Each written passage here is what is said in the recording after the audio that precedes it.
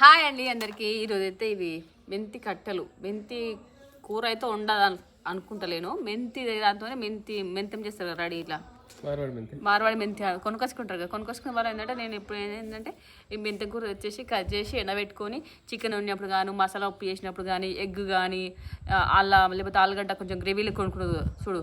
అలా లాస్ట్ ఫైనల్గా కసూరి మేతి చేసే వాళ్ళు ఇది ఇంట్లో రెడీ చేసుకుంది. అదేమో బయట చేసిన దానికంటే ఇంట్లో రెడీ చేసుకుంటే బాగుంటుంది కాబట్టి మెంతి కూర వచ్చేసి మంచిగా కట్ చేసి కడిగి ఎండబెట్టి ఒక్క రోజు 2 రోజులలో ఎండిపోతుంది. ఎండాక మంచిగా కవర్లో పెట్టి ఇట్లా గాలి తగలకుండా పెట్టాలి. మంచిగా పొడి పొడిగా ఉంటుంది. ఇట్లా నలపగా మొత్తం చూర చూర అయిపోతుంది. నేనైతే ప్రతిసారి ఇట్లా చేస్తాను. ఒక్కసారి చేసిన మంచిగా కుదిరింది. అంటే కుదురు అంటే ఏం లేదు, మంచిగా వచ్చింది, మంచిగా అనిపించింది. ఇక అప్పటి నుంచి ఎప్పుడన్నా కావాలనుకుంటే ఇట్లా చేసి ఇలా పెడతాను. నేను ఒక 2 కట్టలు 3 కట్టలు తెచ్చి ఇట్లా మంచి కట్ చేసుకొని కడిగి ఎడబెట్టుకొని కసూరు మేతి ఇంటనే రెడీ చేసుకొని చికెన్లు వేసుకుంటే సూపర్ ఉంటుంది. మటన్లు అయినా సరే. ఓకేనా? ఇవి ఎన్నాక అసలు గింత ఉంది కదా, ఇది ఎన్నాక ఎంత అవుతుందో చూపిస్తా. ఓకేనా? Bye bye.